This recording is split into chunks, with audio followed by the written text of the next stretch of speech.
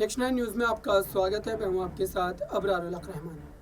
दर्शकों, क्या वाकई उत्तर प्रदेश की राजनीति में अखिलेश यादव ने जिस तरीके से इस बार के लोकसभा चुनाव में सबसे ज़्यादा सीटें लड़ने का फैसला किया गठबंधन में, और जितनी सीटें वो इस समय लड़ रहे हैं, जाहिर सी बात है कि उतनी सीटों पर उनकी पार्टी जीत तो दर्ज नहीं कर पाएगी। उससे अगर आधे की भी हम बात कर लें तो ये अगर जीत जाती है उनकी पार्टी, तो जाहिर सी बात है कि कहीं ना कहीं उत्तर प्रदेश और देश की राजनीति में उनका वर्चस्व फिर से एक बार बढ़ता हुआ नजर आएगा। और इन्हीं तमाम बातों को लेकर के अखिलेश यादव इस समय लगातार हर उस सीट पर जहाँ जहाँ से उन्होंने अपने प्रत्याशियों को उतारा या गठबंधन के प्रत्याशी है, उन सीटों पर उस तरीके से दमखम लगाते हुए नजर आ रहे हैं। लेकिन उसके बावजूद भी एक बड़ा फैक्टर जो उनके खिलाफ काम करता हुआ दिखाई देता है वो ये कि उनके साथ जो पुराने चेहरे थे वो अब कहीं ना कहीं उनको छोड़ करके एनडीए में जा चुके हैं। और जाहिर सी बात है कि ये मामला उनके लिए एक बड़ा घातक मामला साबित हो सकता है।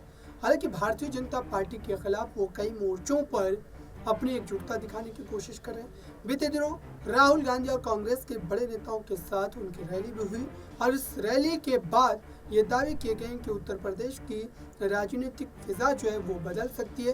हालांकि इस बात में कितनी सच्चाई है और क्या वाकई उत्तर प्रदेश में बड़ा खेला हो पाएगा, दर्शकों, ये तो आने वाला समय ही बताएगा। लेकिन फिलहाल अगर देखा जाए तो अखिलेश यादव की ये रणनीति लगातार जिस ढंग से चल रही है उसको लेकर के साफ तौर पर यही कहा जा सकता है कि उत्तर प्रदेश की राजनीति में भारतीय जनता पार्टी के खिलाफ वो लड़ाई तो लड़ रहे हैं, लेकिन इस लड़ाई का नतीजा 100% उनके पक्ष में जाता हुआ दिखाई नहीं देता, क्योंकि गठबंधन का जो गठजोड़ है वो कमज़ोर नजर आता है।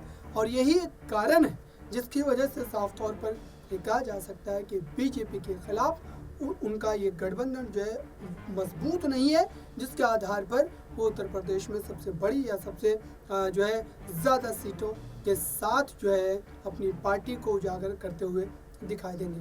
फिलहाल इस रिपोर्ट में बस इतना ही। जुड़े रहें नेक्स्ट 9 न्यूज़ के साथ।